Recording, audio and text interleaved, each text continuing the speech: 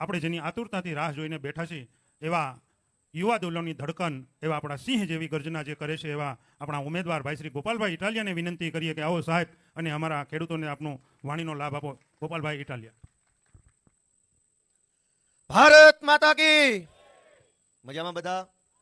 આજના આમ આદમી પાર્ટીના ચૂંટણીલક્ષી કાર્યક્રમમાં સરસઈ ગામ ખાતે ઉપસ્થિત આપ સૌ ગ્રામજનો, આજુબાજુથી પધારેલા સૌ આગેવાનશ્રીઓ, યુવાનો, વડીલો, માતાઓ, બહેનો, મંચ ઉપર બિરાજમાન અમારા આમ આદમી પાર્ટીના સૌ હોનહાર યોદ્ધાઓ, તમામનું નામ હું નથી લેતો, અને આ લાઈવના માધ્યમથી ગુજરાતના ખૂણે ખૂણે બેસીને મારી વાતને સાંભળી રહેલા સૌ, ગુજરાતને આગળ લઈ જવા માટે સંઘર્ષ કરી રહેલા સૌ સુજગ્ય નાગરિકો. દોસ્તો, આ વિસાવદરની ચૂંટણીએ આખા દેશનું ધ્યાન ખેંચ્યું છે.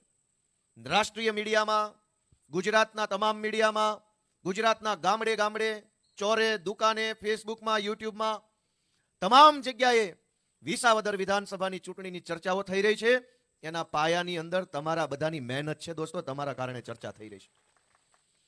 અહીંયા સિંહની હારે રહેવા વાળા, ગિરનારના માણસો, સોરઠના માણસો, એવા બળુકા માણસો છે કે આખી ગુજરાતની ભાજપની સરકારને રોડે ચડાવવાનું કામ તમે કર્યું છે. થોડુંક હું આ બાજુ આવી જાઉં, લાઈટથી આ બાજુ, એટલે જીવડા બીવડા આવે નહીં. એ ભાજપ વાળા જેવા છે હારા. દોસ્તો, તમારા બધાના કારણે ગુજરાત આખાના તમામ કેબિનેટ મંત્રીઓ, ધારાસભ્યો, સાંસદ સભ્યો, પૂર્વ સાંસદ સભ્યો, મુખ્યમંત્રી પોતે, પ્રદેશ પ્રમુખ, આખી ગુજરાતની સરકાર વિધાનસભામાં તાળું મારીને અહીંયા વિસાવદર આવી ગયા છે. દોસ્તો, આ 400 જેટલા નેતાઓ આ વિસાવદરમાં શું કામ આવ્યા છે? શું એ ઇકોઝોન નાબૂદ કરાવવા માટે આવ્યા છે? નહીં. શું આ 400 નેતાઓ આ પંથકના ખેડૂતોને જમીન માપણીમાં થયેલો અન્યાય દૂર કરવા માટે આવ્યા છે? નહીં. શું આ 400 જેટલા નેતાઓ આ પંથકના અનેક ગરીબ માણસોને 100 વારિયા પ્લોટ અપાવવા માટે આવ્યા છે? નહીં. શું આ ભાજપના 400 નેતાઓ સહકારી મંડળીમાં થયેલા કરોડો રૂપિયાના કૌભાંડના કૌભાંડીઓને ફાંસીએ ચડાવવા આવ્યા છે? નહીં. શું આ 400 નેતાઓ આ પંથકની અંદર ગયા વર્ષે ટેકાના ભાવના ખરીદી કેન્દ્રમાં થયેલા કૌભાંડીઓને જેલમાં પૂરવા આવ્યા છે? નહીં.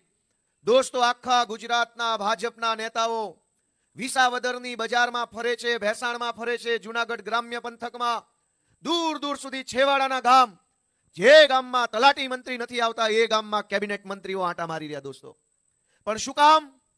એ આપણી પીડા માટે નથી આવ્યા, એ આપણી વેદના ઓછી કરવા નથી આવ્યા. એ લોકો દોસ્તો આપણો મત પડાવી જવા માટે અને મેણું ભાંગવા માટે આવ્યા છે.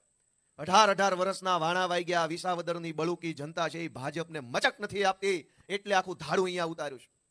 અને બધાય અહીંયા આવીને 400 જેટલા ભાજપના કદાવર નેતાઓ અહીંયા આવીને ગામડે ગામડે જઈને એમ કે છે કે ગોપાલ ઇટાલિયા જીતશે તો કામ નહીં થાય, કેમ કે સરકાર ભાજપની છે, આ જીતશે તો કામ નહીં થાય. દોસ્તો, છાતી ઠોકીને કહીએ છીએ કે આખી ભાજપ પાર્ટી, આખી ગુજરાત સરકારને જો અમે અહીંયા રોડે ચડાવી શકતા હોય તો 4 રોડ પણ અમે બનાવડાવી શકીએ. દોસ્તો, આ ચૂંટણીમાં અનેક પ્રકારની બાબતો સામે આવી. એમાં સૌથી મોટો મુદ્દો જે ખુલીને સામે આવ્યો એ સહકારી મંડળીમાં કિરીટ પટેલે કરેલા કરોડો રૂપિયાના કૌભાંડનો મુદ્દો સામે આવ્યો.